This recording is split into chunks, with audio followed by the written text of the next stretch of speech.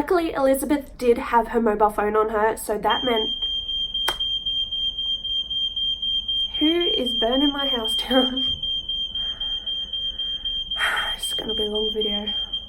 Hey guys, what's up? My name is Sky Webb and I'm here to talk about a true crime story that I cannot get off my mind. But before I get started, I just want to put out a little disclaimer that I mean no harm to any of the victims or the victims' families, and I wish everyone who was hurt within this story the utmost peace and solace, either in rest or in recovery.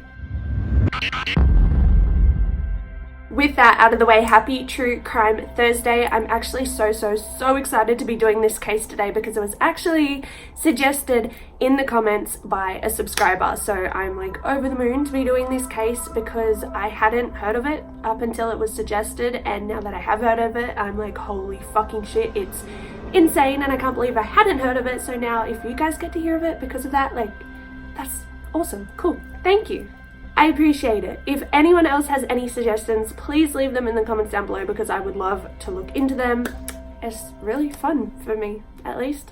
Before I jump into it though, I do need to put out a tiny little disclaimer that this case can be really distressing and quite vicious, and it does involve the murder of a child. So if that's something you're not really comfortable with, make sure you don't watch. Today's case is the murder of Elizabeth Olten. Elizabeth Olten was born in the year 2000, making her only 9 years old at the time of her murder, which is just horrific. And she was the youngest of 3 kids. She lived with her mum, her brother, and her sister, and they lived in St. Martin's in Missouri. A week before Halloween, on the 21st of October 2009, her and her family were doing what they always did on a Wednesday arvo. Basically, her brother was just running around, like running amok like young boys do. Her sister was just hanging out. Her mum was getting ready to prepare dinner. And Elizabeth was actually learning lines for a school play. She had a part in a school play and she was trying to rehearse the lines. She was super excited about this play, about her role in it, and she was bugging her brother, trying to get him to help her rehearse, but he didn't really want anything to do with it because like he wanted to play instead. And then came a knock at the door, and it was a 6-year-old girl called Emma, and they knew who Emma was. She lived not across the road, but like there was a forest, and then she lived across the forest, so close by, nearby. And she was knocking on the door because she wanted to see if Elizabeth could come out and play. But Elizabeth's mum said, no, I'm sorry, but I'm about to make dinner. She needs to be home for dinner. And the girls did what most young girls did and begged and pleaded and chucked a bit of a tanny until she gave in and said, okay, you can go play. But she said that they could only play for an hour and she needs to be home by 6, ready for dinner. And both the girls agreed to be home by dinner time, and she actually wasn't worried about Elizabeth at all because the poor little thing was actually afraid of the dark. So she knew the minute the streetlights turned on and it started to get dark, Elizabeth would be running home because she didn't want to be out where the darkness could get her. Unfortunately, when 6 o'clock actually rolled around, Elizabeth still wasn't home. So her mum went over to Emma's house, the girl who she was playing with, and she looked for her there and she wasn't at Emma's house either. But the thing that alarmed Elizabeth's mum, whose name was Patty, by the way, I don't think I've mentioned that yet, Patty was alarmed because when she went to Emma's house looking for Elizabeth, it was actually Emma's grandmother who said she hasn't been here at all. She never came over to play. So Patty called the police immediately after that point, and they arrived in 15 minutes, which is a pretty good time. The police searched Emma's house, but obviously the grandmother had already said like she was never there, so they didn't find anything there, and then they started searching the neighboring areas. And by 10 p.m. there was a lot of people searching. A lot of the neighbors had begun searching, a lot of the community had begun searching because this was a 9-year-old girl missing. Like, that's scary. So there was hundreds of people searching for Elizabeth. And at first, the police told Patty that there was no signs of foul play and that it was most likely that Elizabeth had just wandered off. But Patty was like, are you fucking serious? She's a 9-year-old girl. 9-year-old girls don't just vanish. If she had wandered off, she would have been found Like, it didn't really make sense to Patty that there was no foul play involved. Like, she didn't just vanish. She's 9 years old. Luckily, Elizabeth did have her phone on her though, and obviously all the phone calls that her mum was making to her and everyone else was calling her, none of those were getting picked up, but they were going to message banks. So this meant that her phone was turned on. No one had switched it off, which was, some people thought, was a good sign. It also meant that the police could potentially use a ping to try and track her. And that's what they did.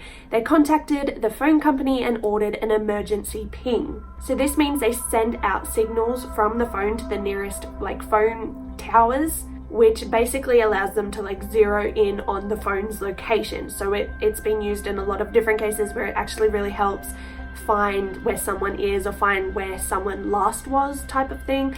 So they did an emergency ping. They were able to locate the phone to basically the middle of the forest in between the two houses. And that sounds like a win. Like, they know where the phone is, they know the area, but these woods were pretty large, fairly large. They were quite wide. And so that meant a lot of ground needed to be searched. The woods were big and they were thick, and that meant you needed a lot of manpower to actually get through that much area. So it wasn't until the next day when things really started to set into motion. They started sending out missing persons posters and information to the nearby police stations in nearby areas, and then the FBI actually got involved. They were actively involved in the case. So by Thursday, the very next day, they ended up having a third of the town actually involved in the search for Elizabeth. There was friends, families, neighbors, teachers, community workers. Everyone and their dog was searching for Elizabeth. Everyone wanted to find this poor 9-year-old girl. She's completely innocent and her family's freaking out. Everyone wanted to help find her. They put out checkpoints at all of the exits and entries into the town, and they checked every single person that was coming and going out of the town. They checked sex offenders list to make sure there was no one nearby that could potentially have anything to do with it, and if there was, they would question them. And they even had planes flying by to check out the area to see if there was anything remotely suspicious that they could see from up there. They did absolutely everything that you could hope for when someone goes missing, and this makes me feel so good that they put so much effort into this missing persons case, because so many cases that you look at, that you hear about, that I talk about, have just shitty police work where nobody gave a fuck.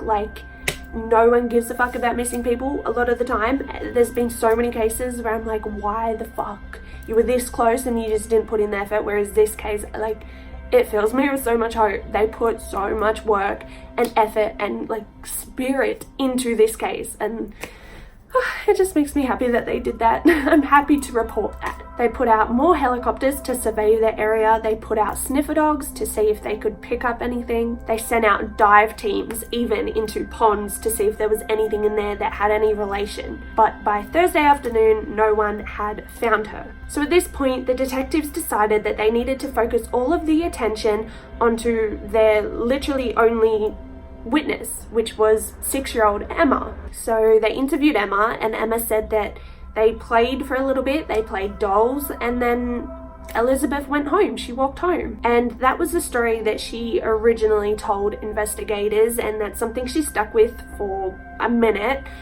And then her story started to change a little bit. So now she said that her and Elizabeth played for about an hour, and then she got stuck in some thorn bushes and she freaked out. She was covered in thorns and it was hurting. And basically Elizabeth couldn't really help her. They couldn't get out and she just freaked out. So she started calling her older sister and trying to get her to help her. She called out to a sister called Alyssa Bustamante. Alyssa Bustamante was Emma's half-sister and she was 15 years old at the time. So the detectives decided that they would question Alyssa, and as soon as they did, they basically said she was really calm, she was forthcoming. She admitted that she skipped school on the Thursday, the day after Elizabeth went missing. She said that she did that because she knew a girl was missing. She didn't really know much about it, but she just had the day of school, and they thought she was just a really nice, forthcoming, honest girl. She was not, should not be considered a suspect. She couldn't be a suspect. There's no way she's a suspect. Let's move on. So as Alyssa's questioning began over in the woods, a big group of volunteers came across this big hole in the ground, this big dirt hole, and they said that it actually looked like a grave of some kind, like a homemade grave. So they alerted the right people and an investigative team came to survey this hole. So as they begin to check out this big hole, the FBI agents that were with Alyssa decide that they'll bring her over and sort of show her the scene, see if she has anything to say about it. And as they arrive and start looking at it, one of the investigative team members hears Alyssa say, "Oh yeah, I dug that." And so he comes over and says, "Why would you dig this hole?" And she just said, "Oh, well, I like to dig sometimes, and sometimes when I find dead animals, I'll bury them." So at this point, the FBI and all of the officials involved in this case are starting to get a little bit anxious because it's nearing the 48-hour mark. And that means that there's less chance of finding Elizabeth, and if they do find her, there's less chance of finding her alive. So they're really getting anxious about the outcome of this case. So at this point, they obtained a warrant to actually search Emma and Alyssa's house because they're running out of ideas. They're running out of things to do in order to find Elizabeth or to find a lead. And what they found in this house was pretty shocking, and they definitely were not expecting it. Let's just say that much. In Alyssa's room, they found that she had written some pretty bizarre messages all over her walls. Some were in black Sharpie and some were in red, which appeared to be blood. Real blood. She had written in one corner of her room a little poem about self-harming herself, about cutting herself. And she said that she cuts herself because she likes to see blood, and there was blood smeared across the bottom of the poem.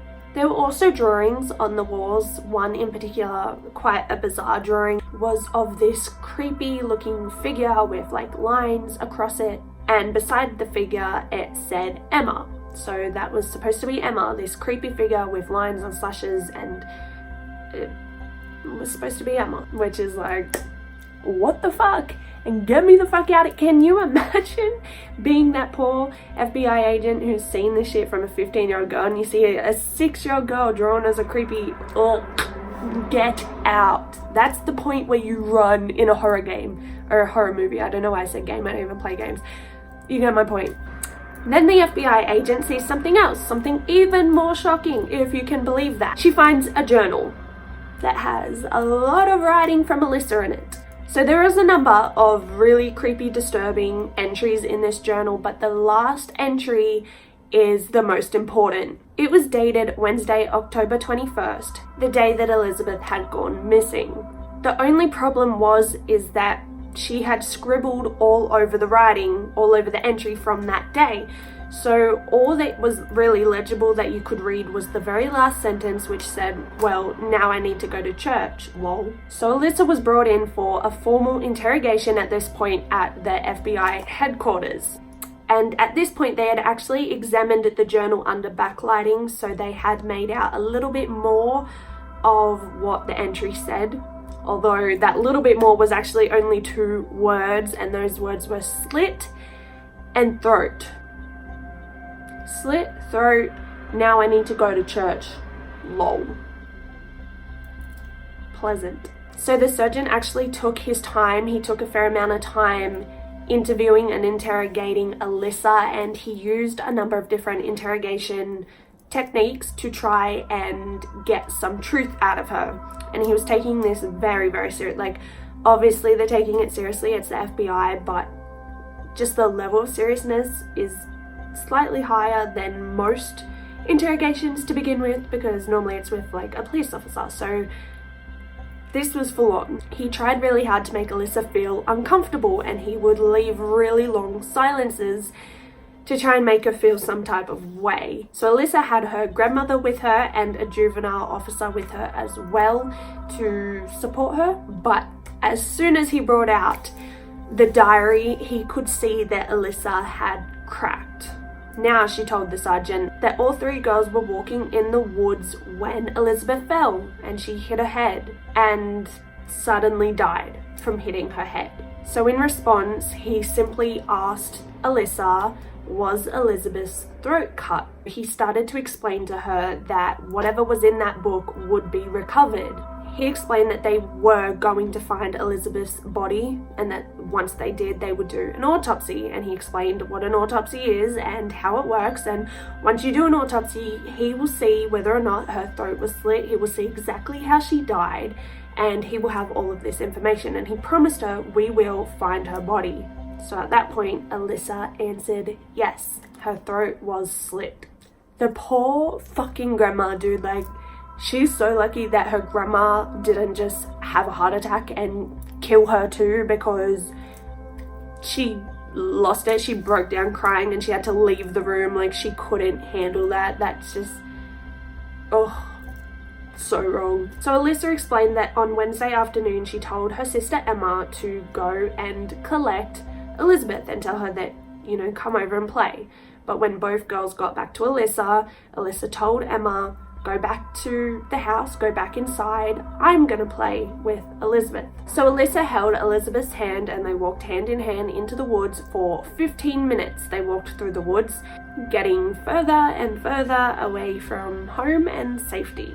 And the whole time Alyssa just kept telling Elizabeth, it's okay, I've got something to show you, I've got something to show you, I really need to show you this thing, like, I've got something to show you. If someone leads you into the woods and they tell you they've got something to show you, run. Run. I've done so many cases where someone's like, oh, I've got to show you. Run. They don't have to show you anything. They have to show you death, is what they're trying to show you. Run. Okay? Thank you. Alyssa had already dug a grave out in the woods for Elizabeth, and she was armed with a kitchen knife. She was ready to kill her. Once they arrived to the dug out grave, the hole that she had prepared, she started to strangle Elizabeth. She strangled her on and off, and then she started stabbing her. She stabbed her 6 times, and then she slit her throat and buried her. That poor fucking girl, like, that breaks my heart. No 9-year-old girl should ever, no 9-year-old human, no any human should ever have to go through anything like that. Like, that's so full on. After her confession, she agreed to take the FBI, the investigators, out to the grave where Elizabeth's body was. And when they arrived, it was pretty clear to see that the grave was freshly dug. It hadn't really been covered very well, and so it looked really amateurish, I guess. The grave was also pretty shallow, and so they could actually see body parts sticking out of the grave. And then they did an autopsy, and Elizabeth's autopsy matched Alyssa's story, which is horrible, but at least it matched. They knew that was what happened. They were telling the truth. From here, they decided to re-examine the diary entry, and this time they used a blue light, and they were finally able to reveal what the diary entry said. Just fair warning, it's gonna piss you off. It said, I just fucking killed someone. I strangled them and slit their throat and stabbed them. It was amazing. It was pretty enjoyable. I gotta go to church now. Lol. What a putrid, twisted, sick fucking motherfucker. That's horrible. How are you gonna say that about a fucking innocent 9-year-old? The worst thing is, though, is that there was actually warning signs, like loads of them. She had a long history of mental health issues, especially when it came to self-harming. She had a long history of cutting and hurting herself, and she talked about it a lot because she enjoyed it. So she told everyone around her how much she enjoyed that. She had been suicidal in the past. She had tried to kill herself on multiple occasions, and on one of those occasions she also talked about killing other people and said that that's something she would like to try one day. She had written about wanting to kill people and even listed on her YouTube that one of her interests she listed as enjoying killing people. Not to mention all the creepy shit on her walls, which her grandma and anyone else could have seen. On her 15th birthday, she was talking to one of her friends. It's not like she didn't have friends, she had friends. She was talking to one of her friends and said, I wonder what it would be like to kill someone. I wonder what it would be like to kill someone and see their life drain out of them. I wonder what that power would feel like to take that away from someone. Like, what? That didn't worry her friend in the least? Not enough to, like, go home and say, hey mom, you know my friend, she said this. Is that normal? Like, what? why didn't you sound the alarm? Why didn't any of these people in her life sound the alarm? Why didn't her grandma say, hey, I need some help, she's writing weird shit on the wall? Why didn't any of her friends that she talked about cutting herself say, hey, miss, teacher, person, my friend needs, like, why? This was a horrific murder, and it was clearly premeditated. She already dug the grave. She already had this plan. She made Emma go and get her. Like, it was so premeditated and so planned, and it just... Because of this, despite being only 15 years old, it was so fucking premeditated. She was eligible for a first-degree murder charge. So she was charged with first-degree murder and armed criminal action due to using the knife. The fucking insane thing, though, is that her defense filed a motion to have her confession thrown out due to her being underage. They claimed that some of the interrogation questions were inappropriate because she was underage, even though she had a guardian and a social worker there with her. And it's not illegal everywhere to ask those questions, only in that state. Only in that state. The judge agreed, and they fucking threw out her entire confession. The law is a seriously fucked up place sometimes. She led you to the body. She has a written confession in a diary. She's made a confession, but it gets thrown out. On top of that, the state that she was in was just about to pass a new law saying that life sentences with no possibility of parole is unconstitutional for minors. So this meant her first-degree murder charge would get all fucked around if this got passed. Like, this was about to get passed and it would just be all fucked, basically. Because of that, they didn't want to be going back and forth. They didn't want to be up and down, and like, it just wouldn't have been worth it, so they offered her a plea deal. So they lowered her sentence to second-degree murder and armed criminal action, and she accepted it. So in January 2012, Alyssa Bustamante was sentenced to life in prison with the possibility of conditional release. And poor Patty was not happy with this result at all. She wanted her locked away in prison for the rest of her life. No ifs and no buts, but there was a but. And she wanted her to be stuck with the first-degree murder charge because at the end of the day, that's what it was. It was completely premeditated. It was completely first-degree murder.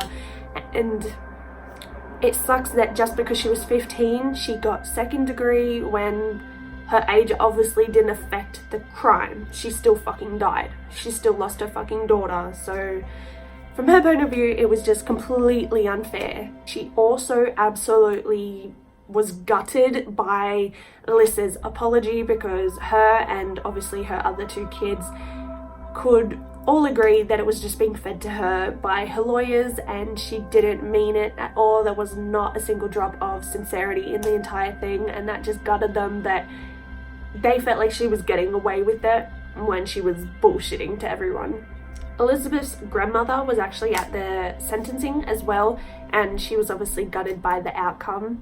She actually became so overwhelmed with emotion that she started screaming out from her wheelchair about how wrong it was. She said, I think Alyssa should get out of prison the same time Elizabeth gets out of her grave and starts walking around. And that's just fucking heartbreaking. So Patty actually went on to sue the mental facility that Alyssa spent time at after her suicide attempt. And she alleged that there was a number of carers and workers there who did know about Alyssa's want to hurt people or her fascination about hurting people. They were quite aware of her violent tendencies, at least that's what she alleged, and so she thought that that was getting justice. She even alleged that one or more of the workers knew specifically about her want to hurt Elizabeth. But the staff and the mental facility obviously maintained that they were unaware of all those things, and they said that the only thing that they were aware of was her urge to hurt herself, which is not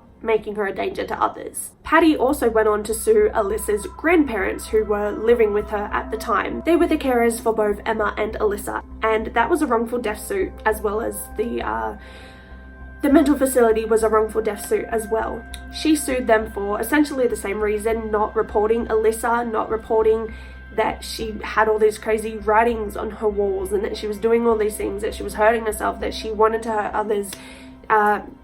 She sued them for not reporting her really violent tendencies.